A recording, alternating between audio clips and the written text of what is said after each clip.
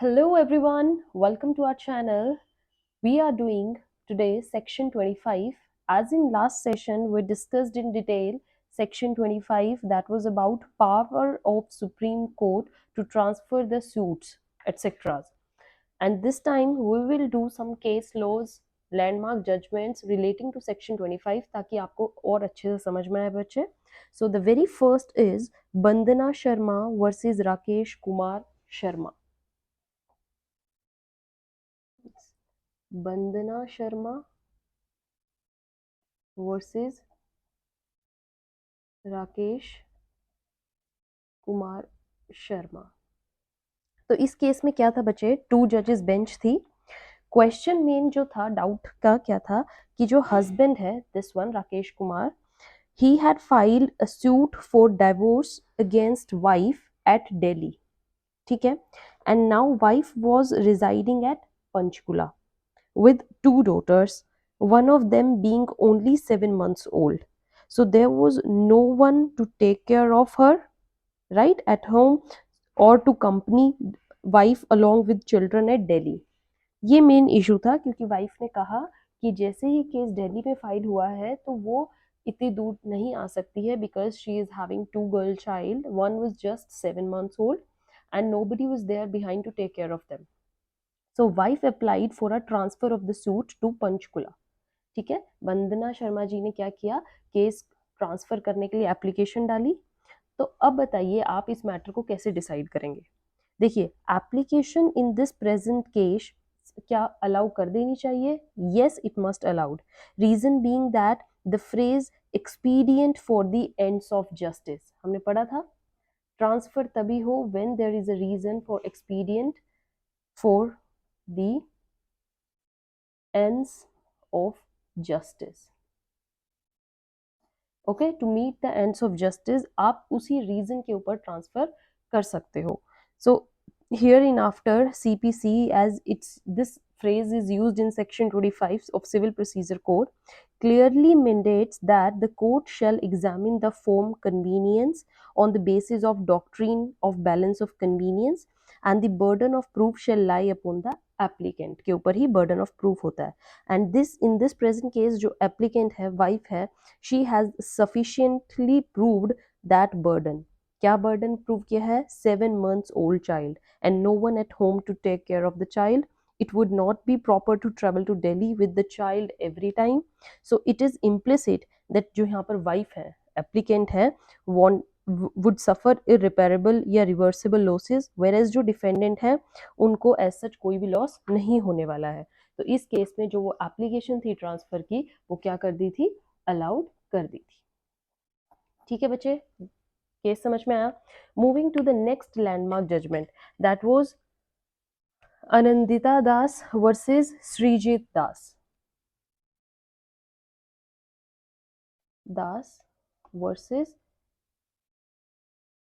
Sreejith Das. Second landmark judgment है ये. इसमें क्या था बच्चे, जो हस्बैंड है Shrijit, he had filed the suit for divorce against wife at Delhi. Okay, and now जो वाइफ है she was residing with her parents at Howrah. नाम सुना होगा बच्चे, मैंने लिख भी दिया Howrah. So she applied to the supreme court for the transfer of the suit to Howrah. Now she contended that she had a child of 6 years who has to go to school and her parents respectively are of 65 and 60 years of age. मतलब father is 65, mother is 60 and both are severely ill. So that she herself is severely ill and cannot travel to Delhi and she doesn't have like financial sources to bear the expenses of travel and stay at Delhi. So husband जो file थी an affidavit that he is willing to pay for the personal travel expenses. ठीक है, तो जब ये application डाली तो husband ने बोला कि जो भी फाइनेंशियल एक्सपेंसेस होंगे ट्रैवलिंग के होंगे वो उनको रेडी है पे करने के लिए. ठीक है, for the personal travel expenses and the expenses of stay in Delhi के लिए भी वो रेडी था एट द 3-star होटल में देने के लिए. So wife proves the age and the school certificate of child and also the age of parents. तो अब बताइए कि इसमें एप्लीकेशन अलाउड है क्योंकि जो उसके रीजन था कि वो दिल्ली में आने के लिए उसके पास इतनी फाइनेंशियल सर्विसेज नहीं है रुकने के लिए, वो तो केस सॉल्व हो गया, हस्बैंड इज रेडी टू पे। अब बताइए कि क्या on the basis of child की एज और पेरेंट्स की एज क्या वो एप्लीकेशन अलाउड थी। तो देखिए, the main issue to be determined in this given case is whether the applicant has sufficiently been able to fulfil her burden of proof that Howrah court will be the form of convenience for her. ठीक है, यही बताना था ना कि मेरे लिए यहाँ पर इजी है, यहाँ पर कन्वीनियंट है, और जिससे कि हस्बैंड को कोई लॉस भी नहीं होगा। सो सेक्शन 25 अगर हम देखें सीपीसी 1908 का बच्चे क्या कहता है, clearly provides that to maintain consideration in transfer application क्या expedient for the ends of justice, है ना। और यहाँ पर क्या है, here means necessary and justice means balance of interest between the parties. Balance of interest here relates to the convenience of the parties in contesting the suit, so that in making the appearance before the court and producing the evidences, so burden of proof किस पर लाई करता है, applicant पर लाई करता है कि उनको inconvenience होगी। so in this present case no doubt कि जो applicant है she had contented certain such facts which is proved would tilt the balance of convenience in her favor, but mere contentions are not sufficient। ठीक है, just ये mere reasons they are not sufficient, one has to prove the contention। so applicant has proved only the age of child and the parents and the fact that the child goes to school, she has not proved her illness and her parents illness, है ना। Illness नहीं prove की है, just उसने as के का एक document दे दिया कि एज इतनी है, बट उसने एप्लीकेशन में क्या लिखा था, that she is herself ill and her parents also. So maternal grandparents जो हैं वो 65 एंड 60 ईयर्स के हैं, are not of such age as age ये देखा जाए कि they are incapable of taking care of a 6 year old child, and the child of 6 years can very well stay without the mother for a few days, particularly when it is like he or she is with maternal grandparents as far as expenses are concerned, right। so as far as these expenses are concerned, जो respondent has already filed an affidavit that he is willing to bear the expenses, expenses की तो कोई दिक्कत ही नहीं है। Illness का वो जो एविडेंस नहीं दे पाई, और ये रीजन भी नहीं है कि वो उसकी टेक केयर नहीं कर सकते, इतनी एज है कि वो एक 6 year old चाइल्ड की टेक केयर कर सकते हैं। So the applicant having failed in her burden of proof, so application यहाँ पर क्या हुई थी, डिसमिस हो चुकी थी। समझ में आई बच्चे, ठीक है। Moving to the next one, next landmark judgement was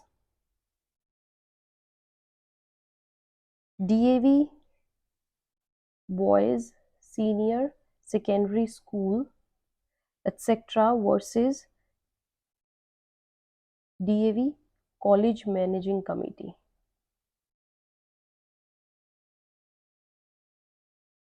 right. एक केस ये आया था बच्चे, तो इसमें भी 2 जजेस बेंच थे। तो इसमें क्या था, इट इज द, इस केस में क्या लेट डाउन किया गया था, it is the discretion of the court to transfer a suit appeal or other proceedings, but court shall exercise this discretion in the interest of justice. वो बिल्कुल उनके पास पूरा हक है ट्रांसफर करने का, but at least they must see there is interest of justice.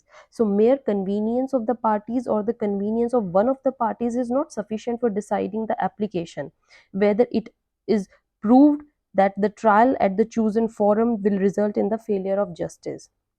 ठीक है, if inconvenience would be caused to both the plaintiff and defendant, या if the suit is transferred, then the best solution is that it shall not be transferred। अगर transfer होने से दोनों ही parties को loss होगा कहीं ना कहीं, तो बेटर है कि आप उसको ट्रांसफर ना ही करो।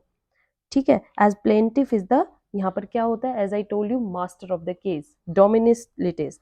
सो you firstly you have to see कि प्लेंटिफ को कोई ना कोई भी दिक्कत ना हो। तो जस्ट ऑन द जस्ट कोई फ्यू रीजंस पर आप ट्रांसफर नहीं कर सकते, you have to see in deep whether there is a loss to both the parties और नॉट, और अगर है तो किसके फेवर में कम है। ठीक है, coming to the next one, next आपकी जजमेंट कौन सी है बच्चे,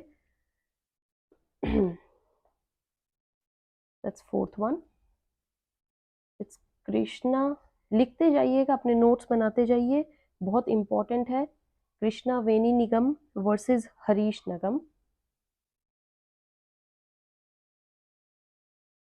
तो इसमें क्या था बच्चे ये वीडियो कॉन्फ्रेंसिंग केस था और इस केस में क्या हुआ था, it was held that supreme court is flooded with transfer of petitions, ठीक है, ट्रांसफर पिटिशंस बहुत आने लगी थी under section this 25 and instead of transferring the suit court में अरेंज फॉर वीडियो कॉन्फ्रेंसिंग्स, ठीक है। इसमें ये बोला गया था, मैं यहाँ पर लिख देती हूँ, वीडियो कॉन्फ्रेंसिंग केस भी बोला गया है इसको, ठीक है। तो बहुत ज़्यादा ट्रांसफ़र के केसेस होने लग गए थे और एप्लीकेशन ज़्यादा आने लगी थी, पेंडिंग वो इसलिए चलते रहते थे। सो इसमें क्या बोला गया that video transferring, instead of transferring the suit, the court may arrange video conferencing wherever the facility is available provided parties have agreed to it. Video conferencing में parties के agreement होना जरूरी है. So it was held that even the transfer petitions can be heard through video conferencing. मतलब आप transfer से related भी जो petitions हैं उनको भी video conferencing के through hear कर सकते हो. ठीक है बच्चे, नेक्स्ट वॉज योर संथनी वर्सेस विजय वेंकटेश, ठीक है, ये 2017 का केस रहा है, संथनी वर्सेस विजय वेंकटेश। तो इसमें क्या था, judgment delivered by Deepak Mishra जो उस टाइम पे हमारे सीजीआई रहे। So court in this case partly overruled the Krishnaveni Nigam judgment, जो कृष्णवेनी की जजमेंट आई थी इसको पार्टली ओवररूल किया गया। It was held that under the family courts act, particularly under section 11, it may be required that hearing shall be conducted in camera and in camera proceedings cannot be conducted through video conferencing. Camera is here not just it's about a saying room, ठीक है बच्चे। Camera को यहाँ पर बोला जाता है एक रूम जिसमें सिर्फ पार्टीज और एक सिटिंग जज अलाउड होता है, the respective counsellors and nobody else. So जो कैमरा के अंदर प्रोसीडिंग्स होती हैं, एक रूम के अंदर प्रोसीडिंग्स होती हैं, उनको आप वीडियो कॉन्फ्रेंसिंग के थ्रू नहीं कर सकते हो। And in camera proceedings they cannot conduct through video conferencing. Similarly in any matrimonial dispute, जो family related main क्या है बच्चे, family cases particularly मैट्रिमोनियल जो केसेस हैं उनको आप थ्रू वीडियो कॉन्फ्रेंसिंग नहीं कर सकते, ठीक है। So matrimonial disputes court first task is to bring about settlement and reconciliation between the parties and which cannot be done through video conferencing. Video conferencing से आप किसी दो पार्टीज के बीच में जो ज़्यादातर मैट्रिमोनियल रिलेशंस होते हैं उनके बीच की जो सेटलमेंट है आप वीडियो कॉन्फ्रेंसिंग से नहीं करवा सकते। जब तक कि पार्टीज फेस टू फेस ना आ जाए उनमें सेटलमेंट होने के चांसेस बिल्कुल भी नहीं है। So it cannot be done through video conferencing. Rather, parties have to be present before the court. The circumstance of video conferencing will arrive only after the settlement of reconciliation has failed. अगर settlement या reconciliation जो उनकी in camera में हुई है, room में हुई है, अगर वो फेल हो जाती है फिर आप वीडियो कॉन्फ्रेंसिंग के थ्रू जो फर्दर प्रोसीडिंग है या फर्दर हियरिंग्स करनी है वो कर सकते हो। बट जो फर्स्ट केस है उसको सबसे पहले आप एक रूम में ही कीजिए, जो फर्स्ट हियरिंग है, राइट। सो व्हेन पार्टीज जिस settlement fails then you can make them for the video conferencing. When the parties can make a joint application or can file their respective consent, ma'am अपनी कोई consent दे दें या joint application दे दें, then they can go for video conferencing, right? So even the court suo moto after the settlement has failed, it deems fit, it may direct video conferencing in the interest of justice, right बच्चे। So court clearly इस case में क्या बोला गया था that in transfer petitions video conferencings can not be directed. Court also held that this judgment will have a prospecting effects. Presently there is 5 जज bench थे इस मैटर में जो चल रही थी और मैटर इज स्टिल, मतलब उस टाइम पे ऐसा था कि पेंडिंग था और बाद में डिसाइड किया गया कि वीडियो कॉन्फ्रेंसिंग से जो पार्टली मैटर्स है रिलेटेड टू फैमिली और मैट्रिमोनियल बेटर है they should be done in a camera rather than a video conferencing. Okay, so these were the few landmark judgements related to section 25। I hope आपको अच्छे से समझ में आया है। If still you have any doubt comment below. in next session we are going to discuss the very important sections, section 10, 11.